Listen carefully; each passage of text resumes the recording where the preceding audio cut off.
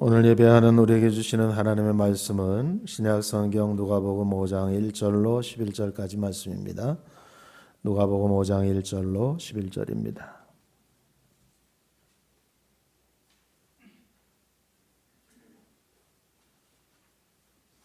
이제 하나님 말씀을 봉독합니다.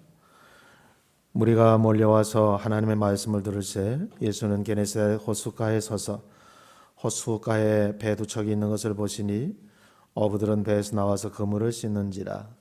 예수께서 한 배에 오르시니 그 배는 시몬의 배라. 육지에서 조금 떼기를 청하고 앉으사 배에서 무리를 가르치시더니 말씀을 마치시고 시몬에게 이르시되 깊은 데로 가서 그물을 내려 고기를 잡으라. 시몬이 대답하여 이르되 선생님, 우리들이 밤이 새도록 수고하였으되 잡은 것이 없지만은 말씀에 의지하여 내가 그물을 내리리다 하고, 그렇게 하니 고기를 잡은 것이 심히 많아 그물이 찢어지는지라. 이에 다른 배에 있는 동무들에게 손짓하여 와서 도와달라 하니 그들이 와서 두 배의 채움에 잠기게 되었더라. 시몬 베드로가 이를 보고 예수의 무릎 아래 엎드려 이르되 주여, 나를 떠나소서, 나는 죄인이로소이다 하니, 이는 자기 및 자기와 함께 있는 모든 사람이 고기 잡힌 것으로 말미암아 놀라고 세베대의 아들로서 시몬의 동업자인 야고보와 요한도 놀랐음이라. 예수께서 시몬에게 이르시되 무서워하지 말라. 이제후로는 내가 사람을 취하리라 하시니 그들이 배를 육지에 대고 모든 것을 버려두고 예수를 따르니라. 아멘. 우리 말씀 전에 같이 한 곡 찬양하고 말씀을 나누겠습니다.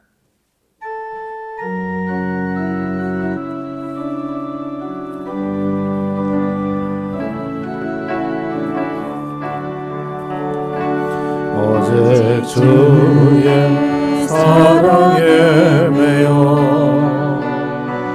매여 기뻐 노래합니다.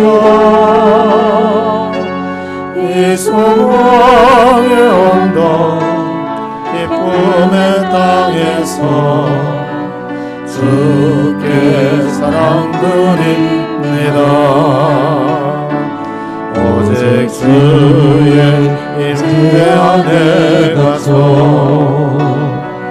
매연 기뻐 찬양합니다. 이 소명의 언덕 거룩한 땅에서 주께 경배드립니다. 주께서 주신 모든 은혜, 주께서 주신 모든 은혜, 나는 말할 수 없네. 내 영혼 즐거이 주 따르렵니다. 주께 내 삶 드립니다. 주께서 주신 모든 은혜, 나는 말할 수 없네. 내 영혼 즐거이 주 따르렵니다. 주께 내 삶 드립니다.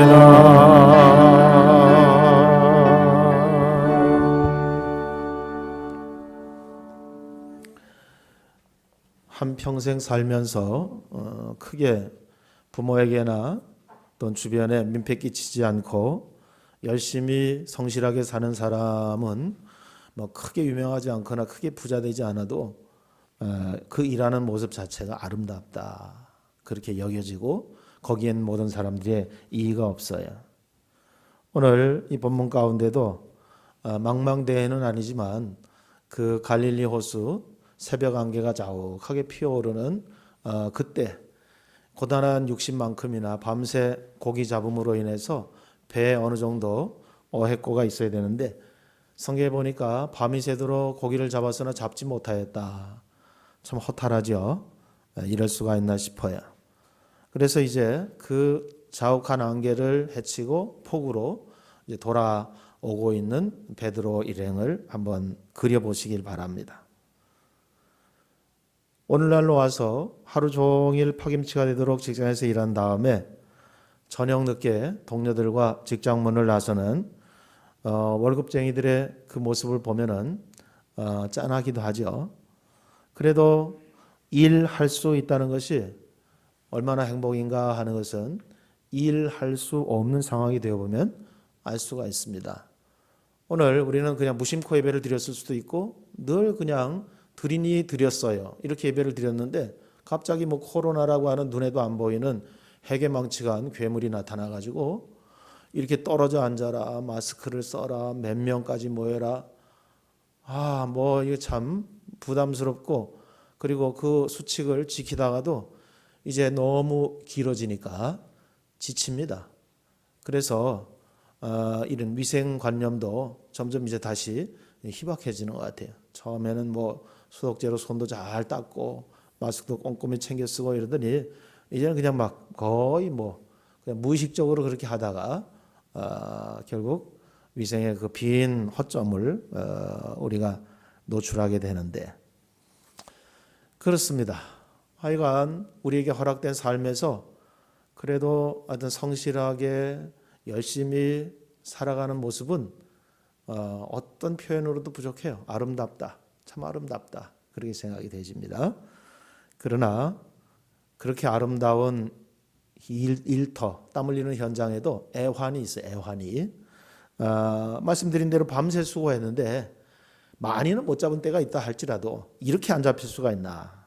내가 그래도 이 갈릴리의 어부로서 유명한 사람인데 어떻게 이럴 수가 있나. 내가 고기 길을 알고 그 포인트를 아는데 내가 그렇게 반복해서 투망질을 했건만 이렇게 안 잡힐 수가 있나. 이런 애환이 있죠. 그러니까 베드로의 어깨는 쭉 늘어지고 마음에서부터 이제 지친 거죠. 이런 애환이 있어요. 또 내가 다 큰 어른이야. 자존심도 있어. 또 내가 한 여인의 남편이고 또 나에게 아빠라고 부르는 아이들의 아버지야. 그런데 회사를 가니까 직급이 있고 그 직급에 의해서 상사가 나를 아주 그냥 거세게 몰아붙이니까 뭐 대들 수도 없고 반항할 수도 없고 정말 계급이 깡패죠. 그러니까 결국 속상한 마음에 우리가 텔레비전 드라마 같은 데 보면은 회사 빌딩 그 옥상에 올라가서 사람들이 뭐 합니까? 거기서 결국 담배 한 가치 불 붙여서 깊이 빨아 담배 연기를 뱉으면서 그런 장면들은 심심치 않게 우리가 보고 있어요. 그러니까 그런 게 뭘까요? 그런 게 결국 애환이죠. 애환. 네. 그래도 그러한 애환을 삼시세끼 밥 먹듯이 달고 살면서도 처 자식을 먹여 살리려고 하는 그런 어떤 책임감, 또 성실하게 애쓰고 있는 그런 불로소득을 바라지 않고 수고하는 그런 모습들은 아름답다고 하는데 이의가 없죠. 남에게 폐 안 끼치고 손 안 벌리고 당당하게 사는 사람들의 모습은 굉장히 좋아 보여요. 요즘 하도 이상한 사람들이 많으니까 자기 앞가림만 잘해도 정말 모범생 수준에 든다 볼 수가 있습니다. 또한 우리도 그렇게 살고 싶어요. 큰 부자, 크게 유명한 사람 아니더라도 남에게 손가락질 받지 않고 비난사지 않고 괜찮은 사람이야, 성실한 사람이야, 좋은 사람이지, 신용이 있어, 그 사람 말은 믿어도 돼, 뭐 이런 정도로 살고 싶은 마음들이 있는 것입니다. 그런데 우리를 부르신 주님은 그러한 우리의 기대와는 좀 틀려요. 이걸 여러분 거룩한 부담으로 삼을 수 있기를 바랍니다. 누가복음 우리가 읽은 5장에서 또 뒤로 가면 그 15장쯤에 가면 탕자의 비유라고 알려진 본문이 나옵니다. 아버지 살아계신데 탕자가 둘째 아들이 아버지에게 이제 내게 유산을 달라 그래서 살아계신 아버지에게 유산을 받아가지고 결국 멀리 갑니다. 뭐 장사도 했겠지요. 그러나 친구들을 또 모아가지고 이렇게 저렇게 허랑방탕하면서 모든 그 받은 유산을 유흥도 즐겼겠죠. 어쨌든 이렇게 망하고 저렇게 손해보고 이렇게 누리고 저렇게 쓰다 보니까 거지가 됐어요. 그래서 먹고 사는 것도 힘들어졌어요. 그러니까 친구들도 다 떠났어요. 그때 생각난 게 뭐냐면 내 아버지 집에 품꾼이 많은데 그 품꾼들은 이 배고픈 적이 없는 기억이 났어요. 그래서 내 아버지 집으로 돌아가야 되겠다. 내가 아버지 집으로 아들로 돌아가는 게 아니라 품꾼의 하나로 가서 내가 품삯을 받고 품꾼의 하나로 내가 먹고 살겠다. 그리고 이제 아버지 집을 향해서 터덜터덜 걸음을 옮기는데 그 아들이 돌아오는 모습을 아버지는 미리 멀리서 봤죠. 그래서 거리가 먼데 달려가서 아버지가 새 옷을 입히고 신을 신기고 내 아들이라고 하는 확인으로 가락지를 끼우면서 잔치를 벌이는 것입니다. 이 아이는 잃었다가 찾았고 죽었다가 살았다 이러는 거예요. 자, 그 장면까지는 우리가 다 아는 장면인데 그 다음 나갔다가 집에 돌아온 그의 형, 아버지의 큰아들 뭐라고 합니까? 종들에게 묻습니다. 무슨 소리냐? 종들이 자초지종을 얘기합니다. 그랬더니 큰 형이 달려들어와서 아이고 내 동생아 이랬을까요? 그렇게 안 읽죠. 아버지한테 가서 불평을 하는 거죠.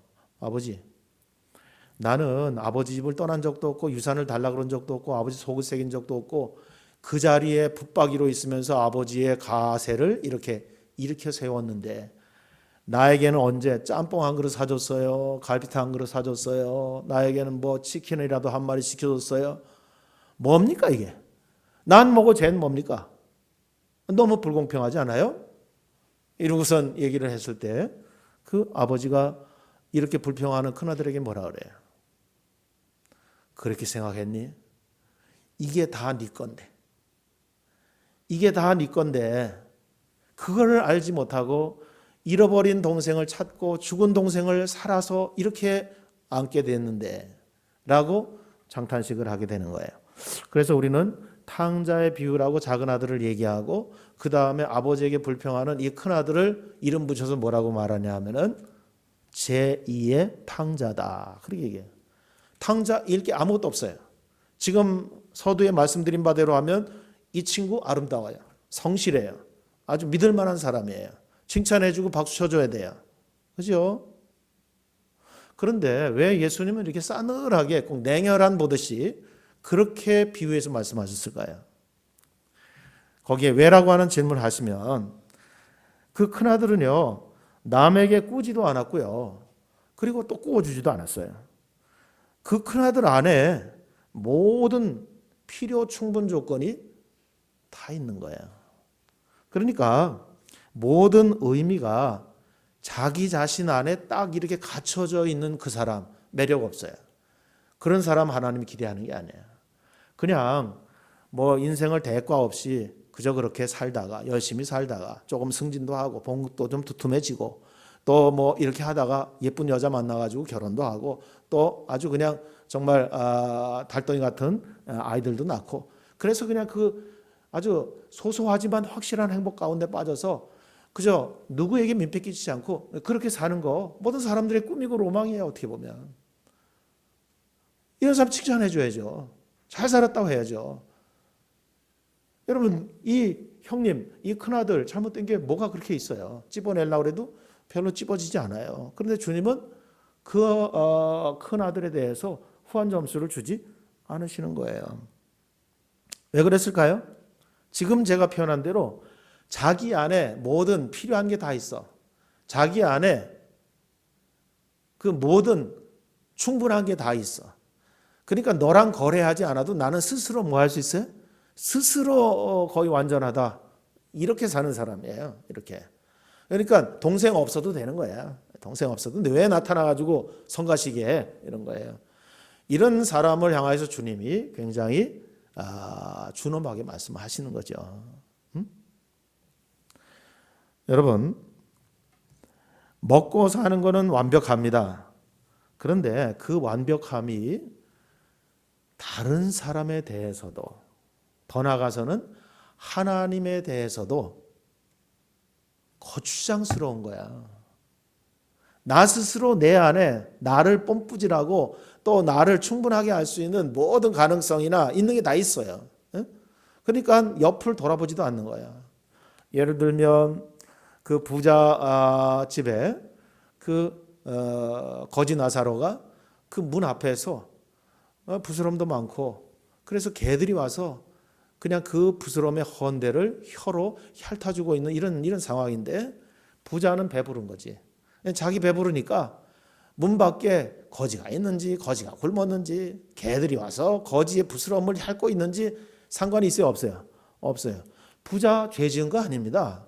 우리 식으로 볼 때 경찰이 출동할 일도 없고 우리 식으로 볼 때 그 부자 이게 뭐 수갑 차고 들어갈 일도 없어요. 예? 검찰 가서 조사받을 일도 없어요. 그런데 그 부자가 죽고 나서 이 나사로는 천국으로 이 부자는 지옥으로 그리고 지옥에서 보니까 거지는 천국에 있고 자기는 지옥에서 그 고통을 당하면서 요구를 하는 거죠. 저 나사로의 손끝에 물 한 방울을 죽여서 내 이 뜨거운 혀에다 좀 떨어뜨려 달라. 근데 성경이 뭐라 그래요? 보이긴 하지만 그 사이에 이 간격이라고 하는 것이 넘나들지 못한다. 올 수도 없고 갈 수도 없다는 거예요. 그러면 지금 아직 죽지 않은 내 형제들한테 보내서 여기 오지 않도록 좀 그들에게 좀 경고를 해달라. 이렇게 되면 이렇게 죽는다. 그랬더니 그들은 이미 그들이 깨달을 수 있는 여건들이 주어져 있으니까 그들이 거기서 기회를 얻을 따름이고 여기서 그들에게 가서 그렇게 하는 건 없다. 이러면서 기회가 박탈됐다라고 하는 것을 얘기해 주지 않습니까? 여러분 우리가 주님의 부름을 받고 주님의 기대는 뭐냐면 이 아버지의 큰아들처럼 그냥 자기 안에서 뭔가 부족한 것도 없고 그리고 있어야 될 모든 것들로 충만하고 충분하고 이러한 상태에서 다른 사람과 하나님의 도움조차도 별반 의식이 없는 이러한 사람, 세상적으로는 괜찮은 사람, 칭찬받고 성실하고 좋은 사람일지 모르지만 하나님 보시기엔 아닌 것이죠. 자, 다시 어부에게 와서 어부 베드로가 어부로서 갈릴리를 향하여서 나가서 고기를 잡을 때 그의 기대는 뭘까요? 그의 기대는 배 가득히 고기를 잡는 거예요. 어느 때는 많이 잡혀요. 어느 때는 어획량이 굉장히 줄어요. 그 어부로서 어떤 날은 많고 어떤 날은 안 잡히고 이거는 이제 체득돼서 낙심도 안 하고 실망도 안 하고 여유가 생겼어요. 많이 잡힐 때 만선이 자주 될 때는 너무 좋고 또 안 잡힐 때는 뭐 사는 게 다 이런 거지 뭐 고기가 늘 잡힐 수 있어 이러면서 또 이제 뭐 여유를 부리고 이런 여유는 있는데 밤새 고기를 잡았는데 이건 많이 잡힌 것도 아니고 이 반만 잡힌 것도 아니고 아예 없어. 이상하다 이건. 이럴 수가 있나? 자, 어부로서 기대는 뭘까요? 그냥 늘은 아니더라도 그래도 자주 고기 잡으러 나가면 배 가득히 비슷하게 잡혀서 그거 이제 팔고 수입을 얻어서 대포집에 가서 술이라도 한 잔 마시고 애들 그냥 선물이라도 하나 사들고 그리고 술김에 그냥 비틀거리면서 집에 도착해서 한번 아버지로서 큰 소리 한번 치고 막 대자로 누워서 자다가 뭐 이런 거 아니에요? 뭐 더 바랄 게 뭐 있어요? 핵심은 어디예요? 만선입니다. 아, 오늘은 정말 오늘 같아만 준다면 나는 뭐 어부로서도 나는 뭐 하등에 후회스러운 게 없다. 이럴 거 아니겠습니까? 그런데 오늘 이 베드로가 그와 같은 경험 속에서 주님을 만납니다. 그런데 주님이 새벽에 지친 몸으로 어구를 손질하고 다 이제 씻어서 그물을 걷어들여서 정리한 다음입니다. 그런데 그때는 고기도 잡히지 않는 시간이고요. 그때는 이제 잡혔든 안 잡혔든 이제 끝내야 되는 시간입니다. 근데 주님 말씀하신 거예요. 깊은 데로 가서 그물을 내리라. 시간도 아니거니와 깊은 데는 고기도 없거니와 지금 이게 자기의 어부로서의 그 상식에 전혀 맞지 않은 일들을 지금 말씀하고 있는 거예요.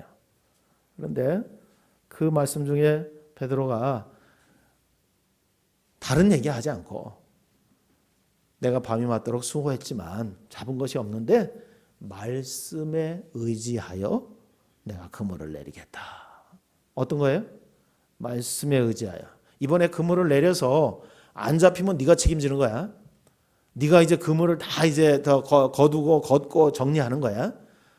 이런 식이 아니라 택도 없는 얘기지만 그런 택도 없다 말씀하지 아니하고 말씀에 의지하여 그물을 내리겠다 라고 하고 그리 행하니 고기가 잡혔는데 한 배에서 감당할 수 없어서 동무의 배를 불러서 같이 양배에 가득하게 채우고 들어왔습니다. 자, 이게 만선입니다. 네 배만이 아니라 동료의 배까지입니다.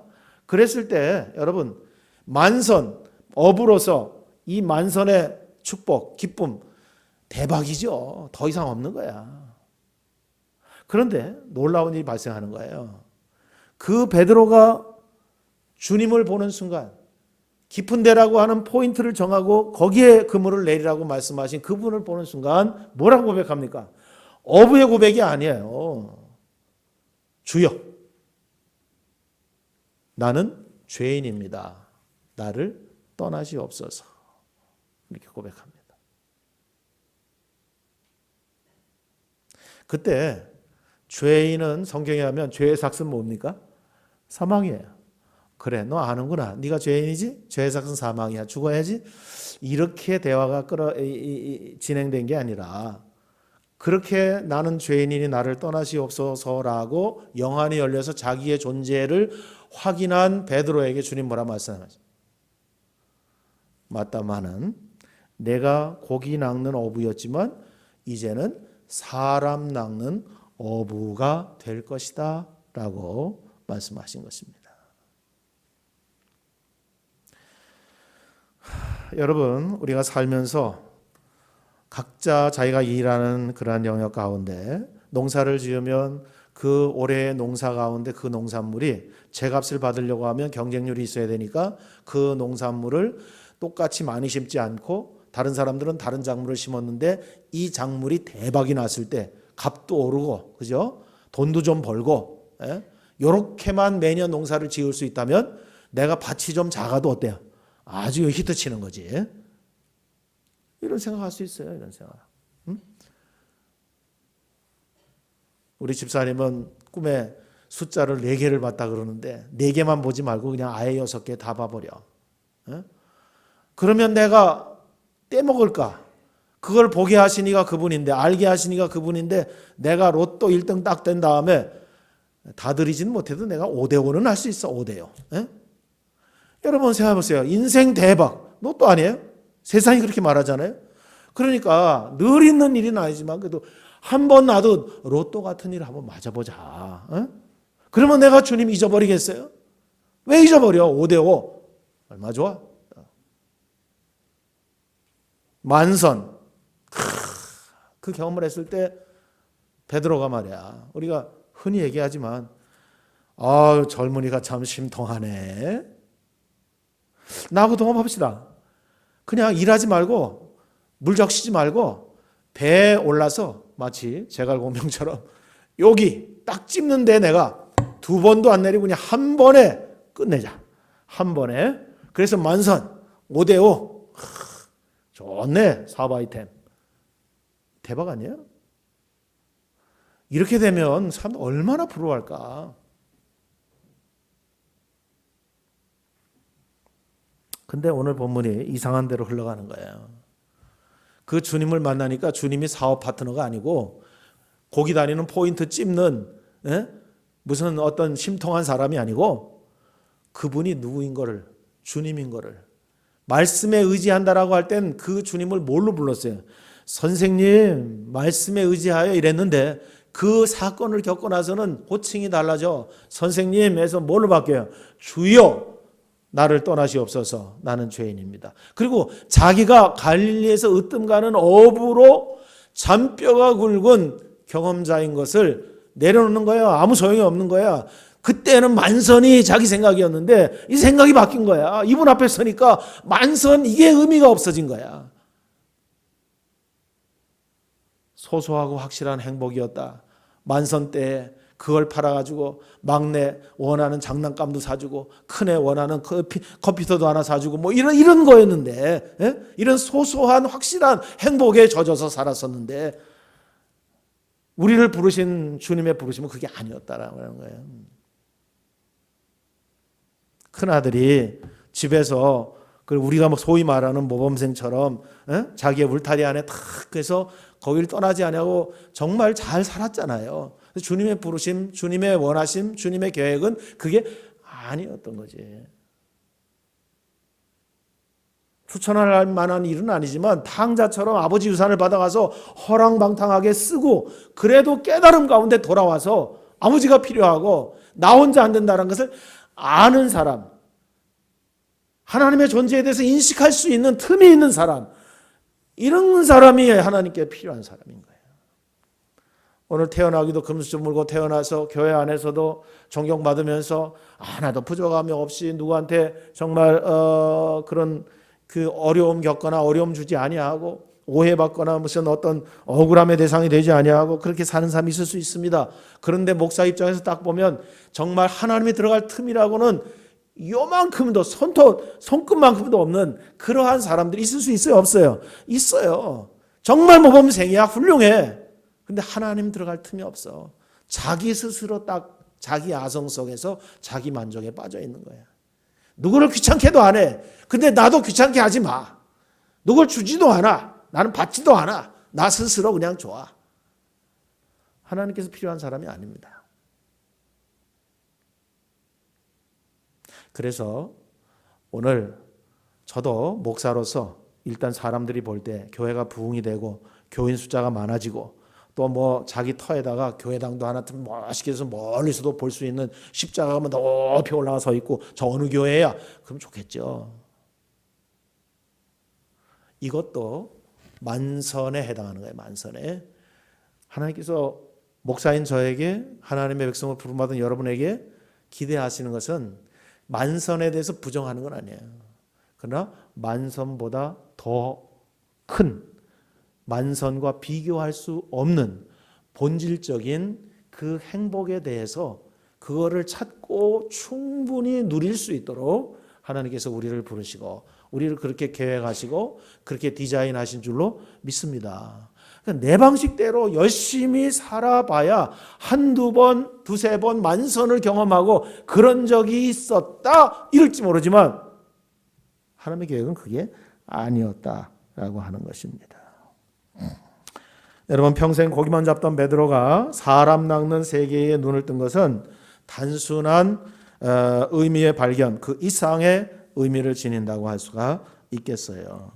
나를 위해 나만을 위해 사는 삶 말고 다른 사람을 위해 사는 삶이 말할 수 없는 더 큰 기쁨이라고 하는 것을 알아차리는 거죠. 그래서 그 기쁨과 보람을 찾아서 정말 베드로와 같이 이렇게 만선의 꿈 앞에서 만선보다 더 크고 위대한 주님이 주신 그것을 향해 반응하는 그거를 얘기하려고 하는 것입니다.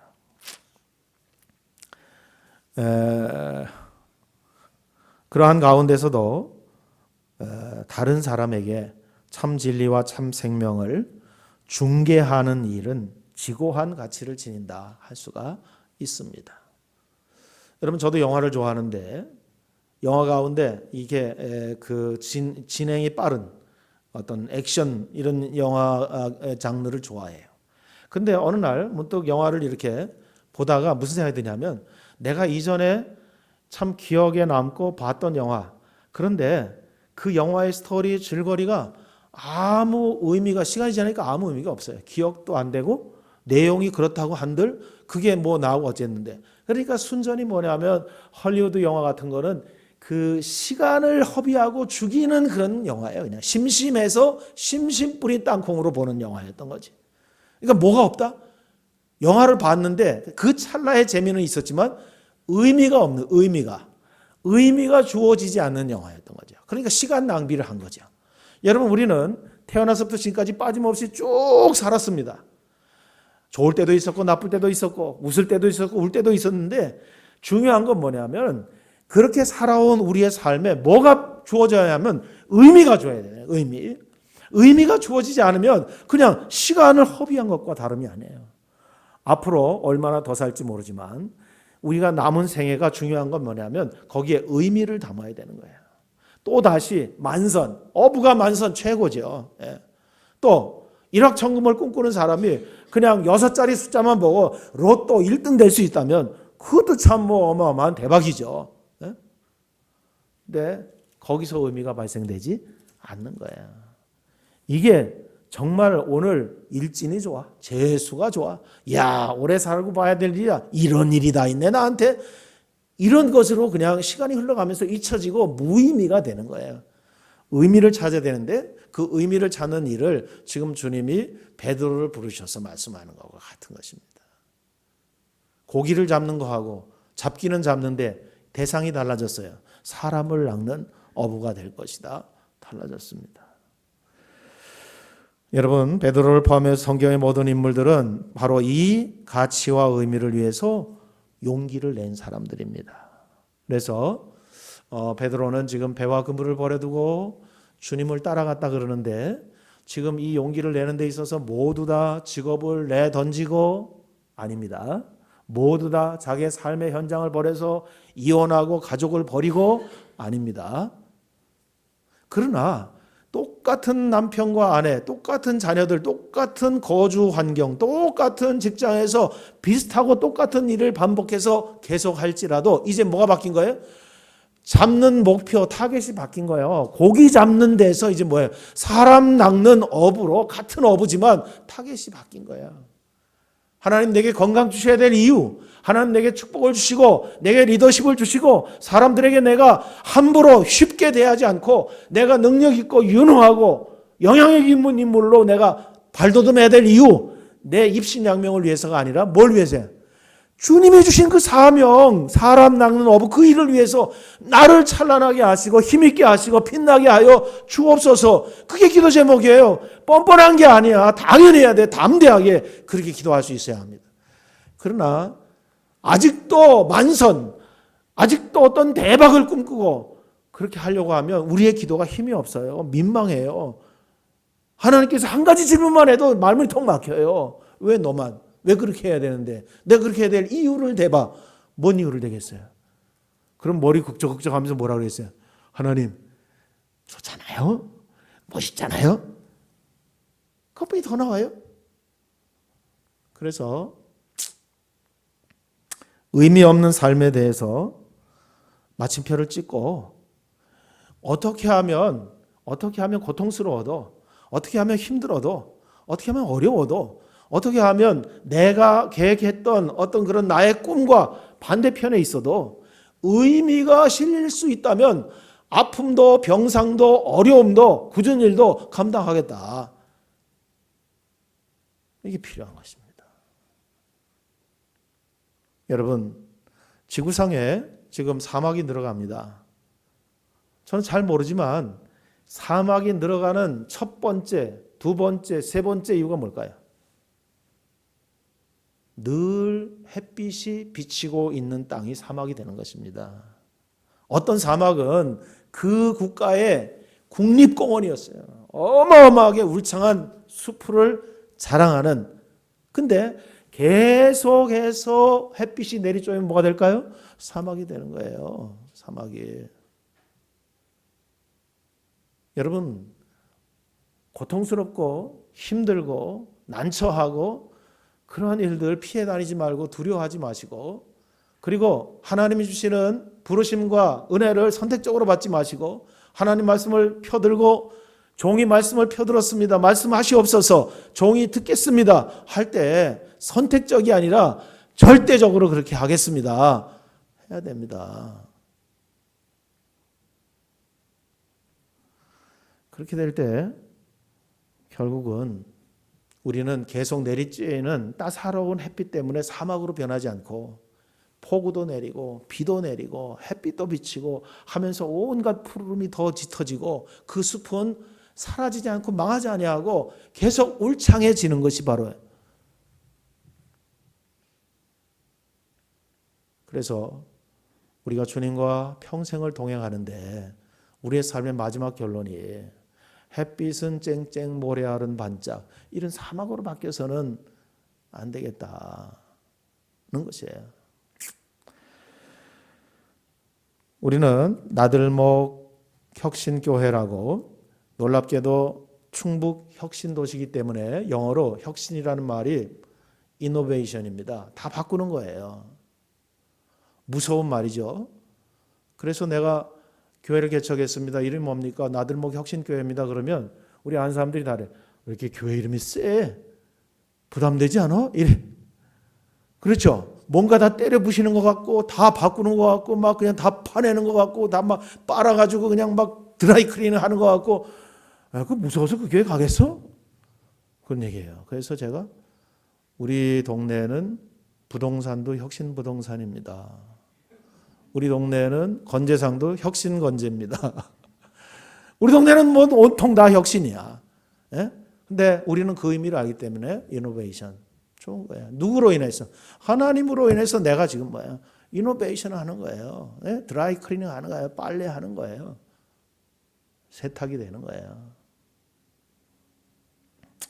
그래서 바라기는 우리는 만인 제사장설에 의해서 이 개신교회, 이 리폼드 처치, 이 개혁교회 우리들은 다 뭡니까?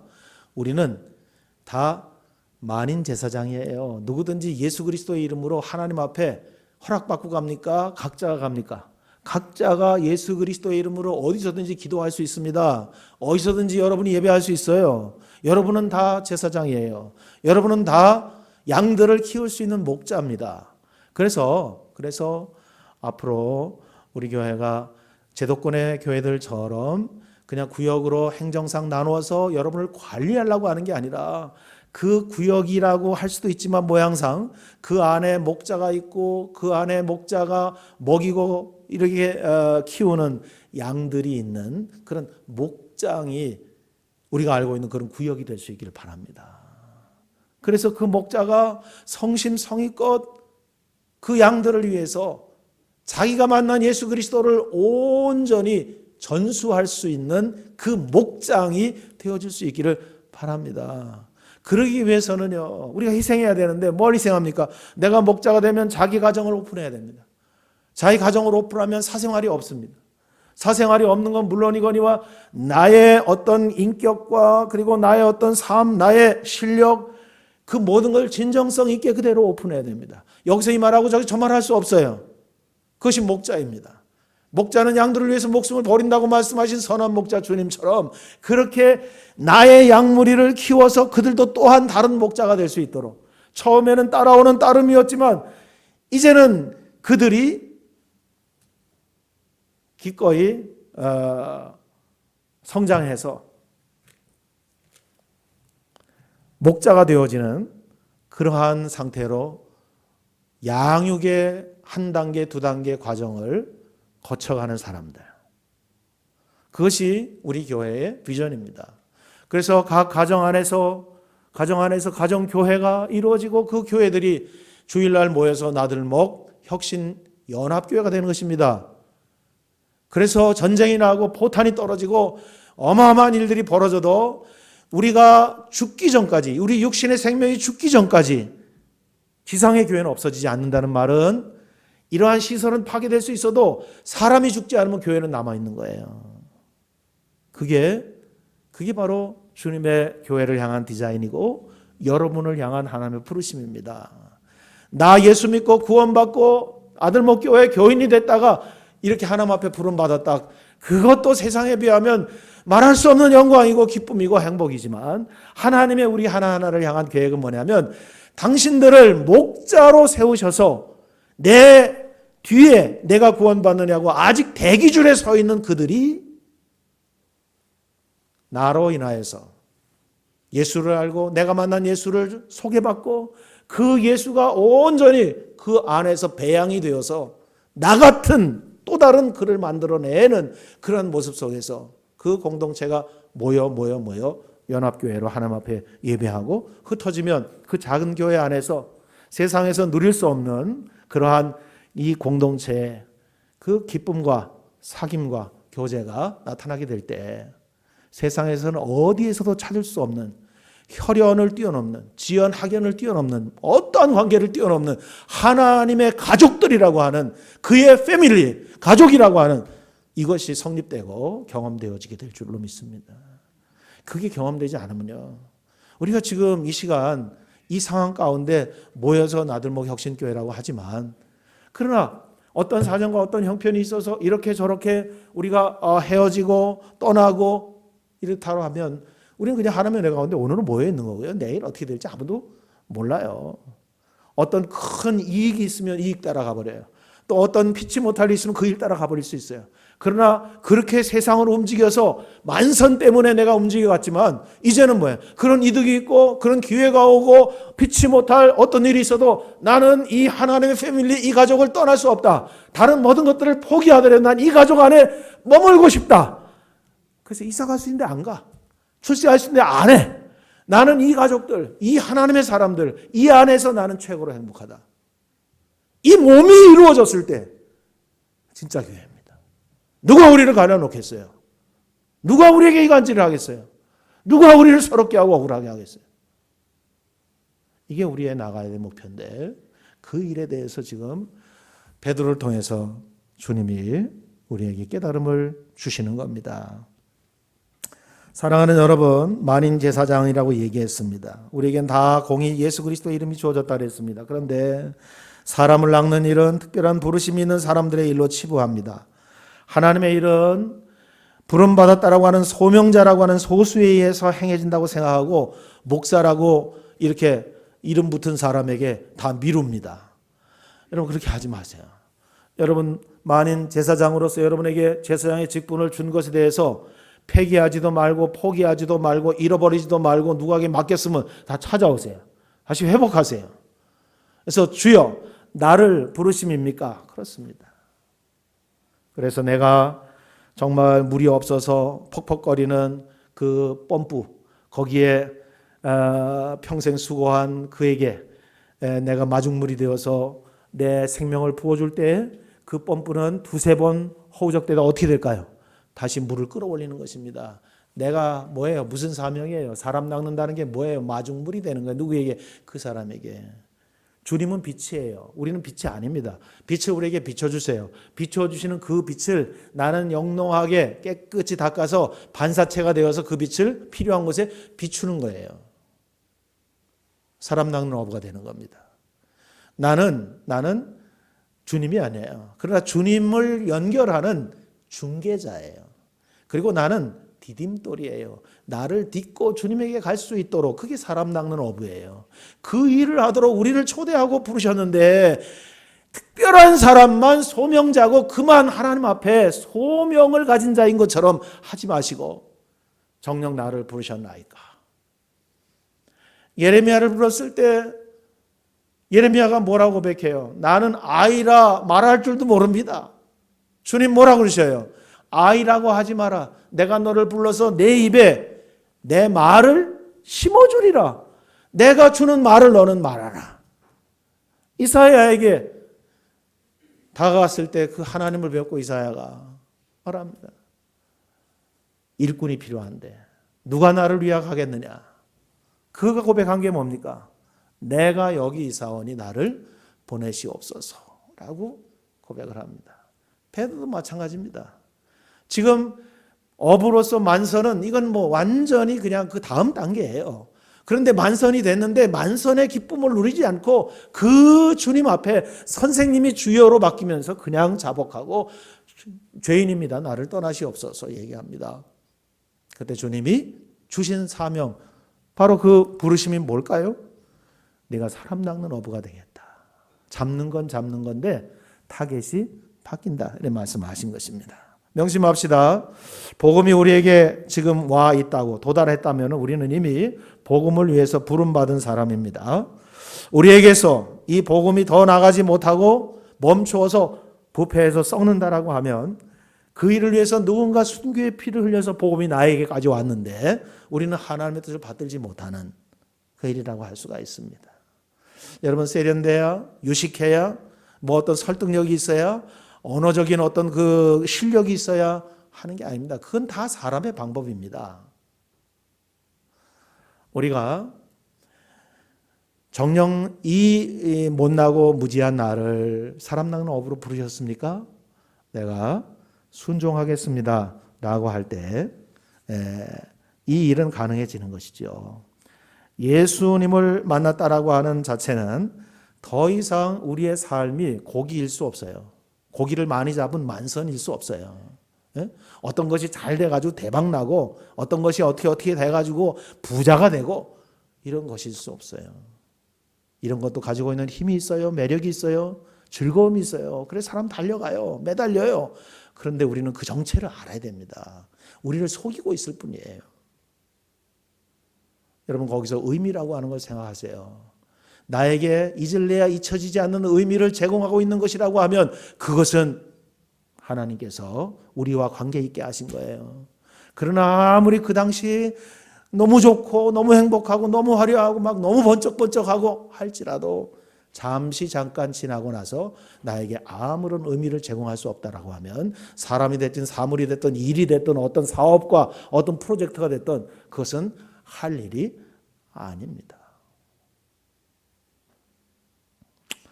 문제는 우리의 전 존재를 베드로처럼 이 터닝 포인트를 만드는 이 전환점이 그래 쉽게 만만치 않다라고 하는 것입니다. 그래서 결론적으로 말씀드립니다. 베드로처럼 한낮의 깊은 바다에 그물을 내리는 비상식적인 행동이 쉽진 않지만 가능하려고 하면 터닝 포인트 전환점을 마련하려고 하면 오늘 말씀의 결론은 이겁니다. 말씀에 의지하여. 생각해 봐서 그럴듯하면 그렇게 하든지 마음이 바뀌면 그렇게 하든지 이게 아니라 말씀하신 당신에게 능력이 있고 당신의 말씀을 의지하여 내가 그렇게 하겠습니다. 바로 이게 관건입니다. 그래서 우리가 성경을 읽고 설교를 듣고 성경 공부를 하고 성경 묵상을 하는 이유가 뭡니까? 다른 사람 앞에서 나 이렇게 성경 이만큼 알아 아는 척하기 위해서입니까? 다른 사람을 가르치기 위해서입니까? 아니에요. 내가 그 말씀에 의지하기 위해서 말씀 가까이 나아가는 것입니다. 그랬을 때 나의 발목을 잡고 나의 등을 떠밀지 않고 잡아 당기는 게 뭡니까? 내 상식이야. 내가 살아온 이제까지의 방식이야. 나의 노하우야. 난 이게 전부인 줄 알았어요. 베드로도 고기 잡고 만선의 복을 누리고 그것으로 필요한 것들을 사고 그리고 소소하지만 확실한 행복을 그렇게 누리기를 원했던 거지요. 아닙니다. 사명, 소명 따지지 마시고 그분이 꿈속에서 나에게 음성으로 들려주셔서 나를 불렀다 뭐 이런 얘기 하지 마시고 소명을 받았냐 안 받았냐 사명이 있느냐 없느냐 앞서서 우리에게 문제인 것은 말씀에 의지하고 있느냐라고 하는 사실입니다. 여러분 그렇게 성경을 읽으시고 그렇게 선포되는 말씀을 들으시고 그렇게 순종할 때 남은 날들이 얼마일지 모르지만 하나님께서 그 남은 날들 동안 우리를 역전시켜 주시고 빛나게 하시고 무의미에서 의미 있는 삶을 살게 하시리라 확신합니다.